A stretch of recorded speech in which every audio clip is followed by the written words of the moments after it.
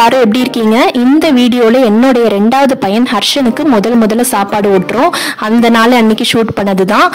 இப்பெல்லாம் பார்த்தீங்கன்னா 2 types of feeding இருக்குது. ஒன்று ட்ரெடிஷ்னல் ஃபீடிங், இன்னொன்று வந்து BLW பேபி லெட் வீனிங்னு சொல்லுவாங்க. அது வந்துட்டு நம்ம ஜஸ்ட் பேபிக்கு ஹெல்ப் பண்ணுவோம், அவங்களே தான் அவங்க ஃபுட்டை வந்து சாப்பிடுவாங்க. பட் நான் வந்துட்டு பேபி லெட் வீனிங்க்கு போல் நான் எப்போதும் போல் ட்ரெடிஷ்னல் ஃபீடிங், அதாவது நம்ம ஊட்டி விடுறோம் அந்த மெத்தடில் தான் நான் சொல்ல போகிறேன். இப்போ ஹர்ஷனுக்கு 6 மாதம் முடிஞ்சு 2வது வாரத்தில் தான் நாங்கள் ஃபஸ்ட்டு சாலிட் ஃபுட்டு ஊட்ட போகிறோம். நீங்கள் உங்கள் பீடியாட்ரிஷனுக்கு உங்கள் பேபியை செக் பண்ணிவிட்டு எப்போ ஊட்டுறதுன்னு கன்சல்ட் பண்ணிக்கோங்க. இந்த வீடியோலையும் எனக்கு தெரிஞ்ச மெத்தட்ஸ்லாம் தான் நான் சொல்கிறேன். என்னுடைய ஃபஸ்ட்டு பையன் ரித்வாக்கு நான் எப்படி பண்ணணும் அதே மாதிரி தான் இப்போ ஹர்ஷனுக்கும் பண்ண போகிறேன். எனக்கு தெரிஞ்ச 10 பாயிண்ட்ஸ் வந்துட்டு நான் நோட் பண்ணியிருக்கேன். நீங்கள் நியூ மாமா இருக்கீங்க, இல்லை இப்போ சாலிட் ஃபுட் ஸ்டார்ட் பண்ண போகிறீங்க, ஒரு ஐடியா இல்லைன்னா கண்டிப்பாக அது யூஸ்ஃபுல்லாக இருக்கும். ஸோ வீடியோ ஸ்கிப் பண்ணிடாதீங்க. ஹர்ஷக்குட்டிக்கு கோயிலில் கூட்டிகிட்டு போய் சாப்பாடு ஊட்டலாம் அம்மா அப்பா எல்லாரும் சேர்ந்து அப்படின்னு சொல்லிட்டு அரிசி கஞ்சி தான் வந்து கலந்துருக்கோம். அம்மா கலந்து வச்சுருந்தாங்க. இந்த வீடியோட அப்படியே நான் பாயிண்ட்ஸையும் என்னென்னு சொல்லிட்டு சொல்கிறேன். ஃபஸ்ட்டு இம்பார்ட்டண்ட் பாயிண்ட் என்னன்னா, பேபியை ஒரே இடத்துல உட்கார வச்சு நம்ம சாப்பாடு ஊட்டுறது. அது வந்துட்டு ரொம்பவே முக்கியம். ஏன்னா அவங்களுக்கு வந்து வேற டிஸ்ட்ராக்ஷன்ஸ் எதுவும் இருக்காது. சாப்பாடை பார்த்து என்னன்னு சொல்லிட்டு சாப்பிடுவாங்க. அப்புறம் இன்னொன்று வந்து உட்கார வைக்கிறப்ப முடிஞ்ச அளவுக்கு அவங்க கால் தரையில படுறது இல்லை, கால் வந்து ஒரு சப்போர்ட் இருக்கிற மாதிரி பார்த்துக்கோங்க, ரொம்ப ஃப்ளோட்டிங்ல இல்லாத மாதிரி அட்லீஸ்ட் ஃபர்ஸ்ட் ஸ்டார்ட் பண்றப்ப. இதுதான் first point.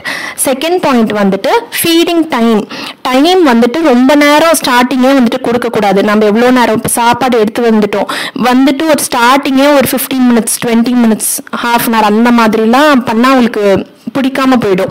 So feeding time ஃபர்ஸ்ட்டுக்கு ரொம்ப கம்மியாக வச்சுக்கணும். ஒரு 5 மினிட்ஸ்லேருந்து தான் நான் ஸ்டார்ட் பண்ணேன். ஃபர்ஸ்ட் டே செகண்ட் டேல 5 மினிட்ஸ் தான், லெஸ் தென் 5 மினிட்ஸ் தான் இருக்கும்.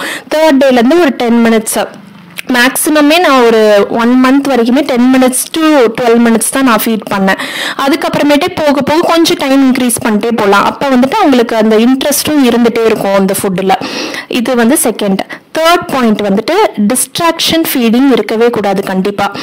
என்ன டிஸ்ட்ராக்ஷன் ஃபீடிங்னா, நம்ம விளையாட்டு காமிக்கிறது, ஏதாச்சும் டாய்ஸ் வச்சு விளையாடுறதோ இல்லை பாட்டு மியூசிக் ப்ளே பண்ணிட்டு ஊட்டுறதோ ஏதோ ஒன்று. கண்டிப்பாக டிவி மொபைல் காமிக்கவே கூடாது. இந்த மாதிரி வேற ஃபுட்டு ரிலேட்டடாக இல்லாமல் நீங்கள் வேற ஏதாச்சும் பேசிட்டு ஊட்டுறதை தவிர்த்துட்டு எந்த மாதிரி பண்ணலாம் அப்படின்னா, அந்த ஃபுட்டை பற்றியே பேசுறது. நம்ம இந்த ஃபுட்டோட கலரு, அதோட டெக்ஸ்சர் எப்படி இருக்கு, நம்ம எப்படி அந்த ஃபுட்டை ப்ரிப்பேர் பண்ணோம், அந்த மாதிரி பேசிட்டு நம்ம ஊட்டினோம்னா அவங்களுக்கு வந்துட்டு அந்த புரிய ஆரம்பிக்கும். ஃபர்ஸ்ட் புரியாட்டியும் போக நம்ம திருப்பி சொல்றப்ப அவங்களுக்கு ஃபுட்னா என்ன அப்படிங்கிறது ஒரு ஐடியா வரும். ஃபோர்த் இம்பார்ட்டன்ட் பாயிண்ட் என்னன்னா, ஃபோர்ஸ் ஃபீடிங் பண்ணவே கூடாது. நம்ம வந்து அவங்க சாப்பிடாட்டி விட்டுருந்தோம். கண்டிப்பாக ஸ்டார்டிங்லலாம் ஃபோர்ஸே பண்ணக்கூடாது. அவங்க இஷ்டம் இருந்தால் சாப்பிட்டும், இல்லாட்டி சாப்பிட வேண்டாம். அடுத்த ஃபீடுக்கு நம்ம அவங்களே பசிச்சு கேட்டு வாங்கிப்பாங்க. கண்டிப்பாக இது ரொம்ப இம்பார்ட்டன்ட் பாயிண்ட். ஃபோர்ஸ் பண்ணி விட்டாதீங்க, அவங்களுக்கு ஃபுட்டு மேலே ஒரு வெறுப்பு மாதிரி வந்துடும். ஏன்னா நம்ம பிரெஸ்ட் ஃபீடிங் பண்ணிட்டு இருந்தால் அடுத்த ஸ்டேஜ் சாலிடுக்கு போகிறோமா. பிரெஸ்ட் ஃபீடிங் வந்து அவங்க கண்ட்ரோலில் தானே இருக்குது. அவங்க வேணும்னா குடிப்பாங்க, வேணாட்டி வாய் எடுத்துருவாங்க. நம்ம அதில் வந்து ஃபோர்ஸே பண்ணுறதுக்கு வாய்ப்பு இல்லை. ஆனா இந்த ட்ரெடிஷனல் ஃபீடிங் பண்றப்ப நம்ம அந்த ஃபோர்ஸ் பண்ணி ஸ்பூன் அப்படியே உள்ள துணிச்சு கொடுக்கறதோ அந்த மாதிரிலாம் கண்டிப்பா பண்ணக்கூடாது. இதுவும் வந்துட்டு முடிஞ்ச அளவுக்கு ஒரு 80% அவங்க கண்ட்ரோல்ல தான் விட்டுறணும். ஸ்டார்டிங்ல அவங்களுக்கு வேணாமா வேணாம், போக வேணா கொஞ்சம் நம்ம விளையாட்டு காமிச்சு கொடுக்கலாமே தவிர ஸ்டார்டிங்ல நான் சொல்றேன் கண்டிப்பா ஃபோர்ஸ் ஃபீடிங் பண்ணவே பண்ணாதீங்க. நெக்ஸ்ட் 5th பாயிண்ட் என்னன்னா, சீட் பண்ணக்கூடாது. அவங்கள வேற ஒன்று காமிச்சிட்டு, இப்போ ஜங்க் ஃபுட்டோ வேற கலர்ஃபுல்லான ஒரு ஃபுட்டை காமிச்சிட்டு நம்ம குழந்தைக்கு கொண்டு போன ஃபுட்டை வந்து ஏமாத்தி ஊட்டக்கூடாது. புரியுதுங்களா? அவங்களுக்கு பார்க்கறதுக்கு ஒன்று, சாப்பிட்றதுக்கு ஒரு டேஸ்டா நம்ம மாத்தி கொடுக்கவே கூடாது. நம்ம எது சாப்பாடு கொண்டு வரமோ அதையே தான் காமிச்சு அவங்களுக்கு ஃபீட் பண்ணணும். நெக்ஸ்ட் இம்பார்ட்டன்ட் பாயிண்ட் என்னன்னா, அவங்களுக்கு முன்னாடி நம்மளுமே ஹெல்த்தியா தான் சாப்பிடணும். நம்ம அவங்களுக்கு முன்னாடி ஜங்க் ஃபுட் சாப்பிட்டுட்டு அவங்களுக்கு ஹெல்த்தியா கொடுத்தாலும் இந்த ஜேர்னி வந்து ஒர்க் அவுட் ஆகாது.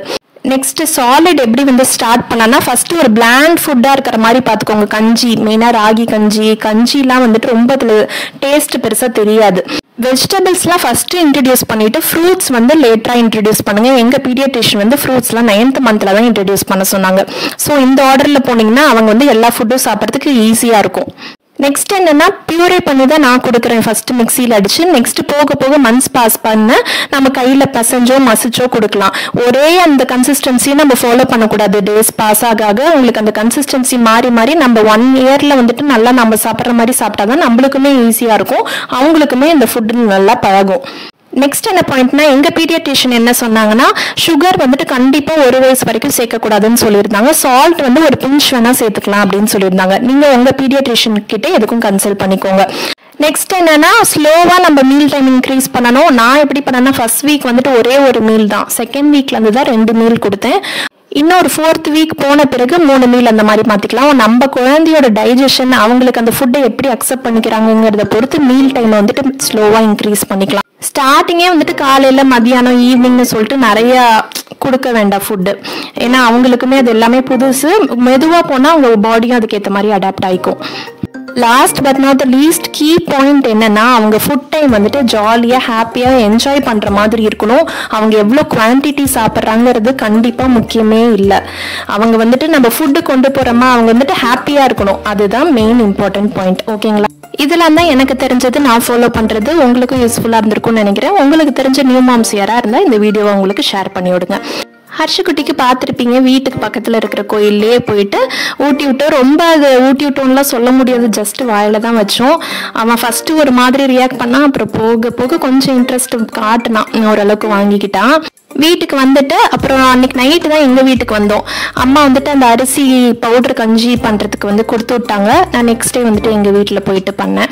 அந்த வீடியோலாம் நெக்ஸ்ட் ஷார்ட்ஸில் வந்துட்டு உங்களுக்கு அப்லோட் பண்ணுறேன். ஹர்ஷகுட்டிக்கு என்னென்ன மாதிரி சாலிட் ஃபுட்ஸ்லாம் நான் கொடுக்க போகிறேன் எல்லாமே வந்துட்டு உங்களுக்கு கூடயும் ஷேர் பண்ணுறேன். உங்களுக்கு எதாவது ரெசிபி, ஈஸியான ரெசிபி தெரிஞ்சாலும் எனக்கு கமெண்ட் செக்ஷனில் சொல்லுங்கள். அதையும் கண்டிப்பாக ட்ரை பண்ணி பார்க்குறேன். நான் மறுபடியும் நாளைக்கு வேறு வீடியோவில் சந்திக்கிற வரைக்கும் பாய்.